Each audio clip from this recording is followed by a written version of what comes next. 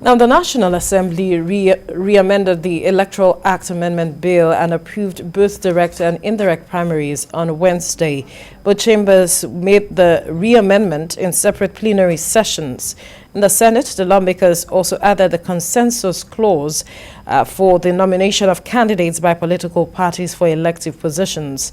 The upper chamber equally noted that a political party that adopts the direct primaries procedure shall ensure that all aspirants are given equal opportunity of being voted for by members of the party. Well, joining me now to discuss this is the coordinator, Tinubu Support Organization, Akinduro Ibesome. Good afternoon. Good afternoon. Thank you for joining us on the news. Thank you. Now, let's get your perception of this amendment by the National Assembly.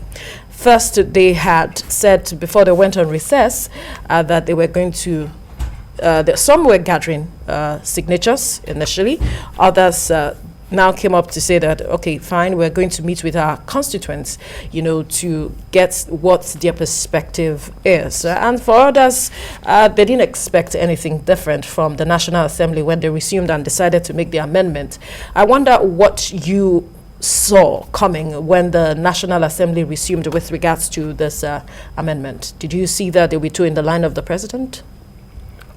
Basically, I did not see it, but I think it's just a matter of trying to get the best for the country. Right. Before they went on recess, it has been back and forth whether to remove the clause or not to remove the clause. And when they resumed, they just felt that, okay, what is it that we could do? Basically, it has been whether before now it has been either direct or indirect or consensus arrangement. But Mr. President has said it clear to everybody that cares to listen that the direct primary should be avoided because of reasons. The costs. Yes, because of the cost, because of security implications and all the rest.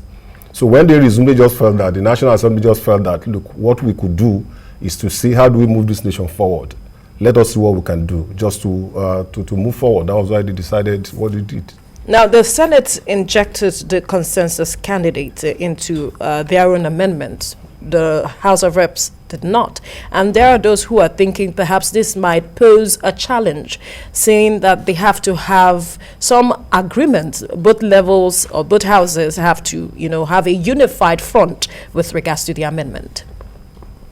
Yes, basically the issue of consensus or which mode of primary to adopt is basically a party affair.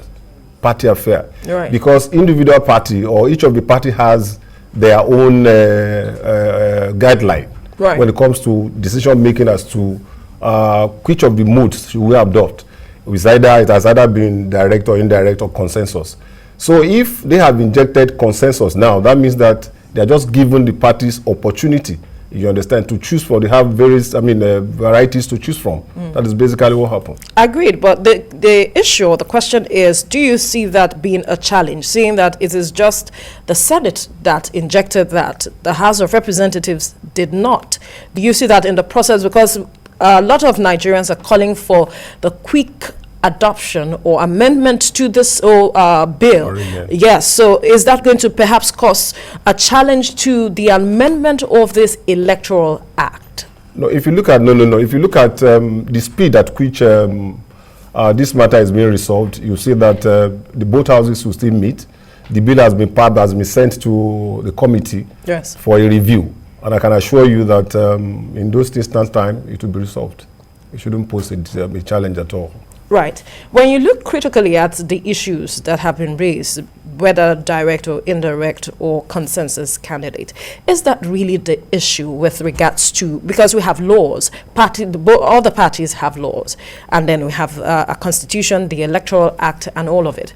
But has that always been the challenge when it comes to adoption of parties, deciding what processes to take, coming up with a candidate? Is that really the challenge, or that parties are not adopting or adhering to, the rules and regulations in these laws? No, the issue is that before now, it has been that the parties are allowed to choose to use either of the three options. Right. That is direct or indirect or consensus.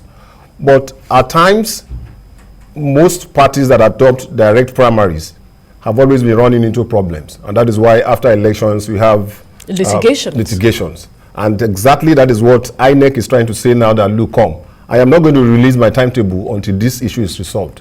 Because where we are in Nigeria, we cannot afford to have another round of litigations after elections. And that is basically what is happening. And that, again, is a challenge for some persons, where INEC is saying that if you do not resolve this whole amendment, that it cannot release its timetable. There are those who are saying that we already have a standing document. These are just amendments that have to be made. You cannot hold us back.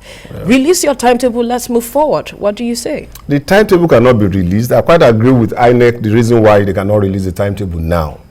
If INEC should go ahead and release the timetable now for the elections, and this core issue has not been resolved, so how will the parties know which of the mode to adopt in choosing their candidates for the elections? So that is the reason why it is necessary for the National Assembly to expedite action on this bill so as to resolve it, so that INEC can release the timetable so that we can have free and fair elections. And do you see the president assenting to this, that would not have a 2018 situation?